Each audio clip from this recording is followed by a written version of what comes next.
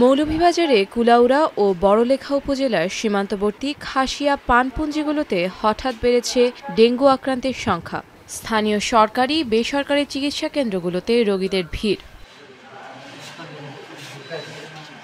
সাম্প্রতিক সময়ে আক্রান্তের হার হাজার ছাড়িয়েছে।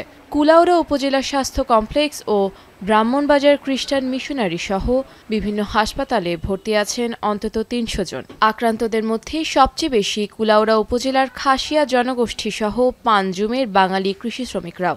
মন্দির মধ্যে প্রায় আমরা ১০-১২ জন এরকম রোগী। ডেঙ্গুটা খুব ক্ষুদ্র আকারে প্রথমে দেখা দিলেও পরবর্তীতে অনেক বৃহৎ আকার ধারণ করেছে।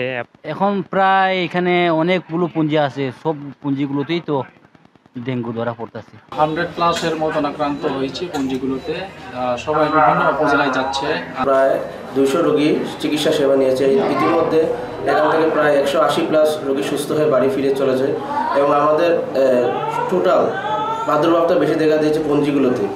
খাসিয়া পুঞ্জিতে কাজ করতে গিয়ে বস্তির অনেক বাঙালিও ডেঙ্গুতে আক্রান্ত হচ্ছেন।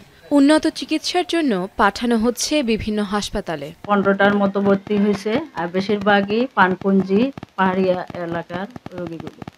আর রেফার 3-4টা মনে হয়েছে রেফার, আর এখন বর্তমানে 6টা রোগী আছে ভর্তি। আমার কাছে মনে হচ্ছে যে ওইদিকে একটু মহামারীর দিকে এটা যাচ্ছে আর কি। আর পুঞ্জিগুলো খুবই রিমোট এরিয়াতে, যেহেতু খুবই পাহাড়ি অঞ্চলে এরা আছে, ওরা আসতে পারতেছে না এবং সরকারের উচিত ওইদিকে একটু নির্দেশনা অথবা সচেতনতা যাতে বৃদ্ধি করা যায়। এরই মধ্যে ডেঙ্গু আক্রান্ত হয়ে একাধিক মৃত্যুর ঘটনা ঘটেছে। একের পর এক নতুন করে আক্রান্ত হওয়ায় খাসিয়া পানপুঞ্জিগুলোতে আতঙ্ক বিরাজ করছে। জেলায় ডেঙ্গু আক্রান্ত ও স্বাস্থ্যসেবার বিষয়ে মুঠোফোনে যোগাযোগ করা হলে তেমন কোনো তথ্য দিতে পারেনি জেলার সিভিল সার্জন। এখন মৌলভীবাজার।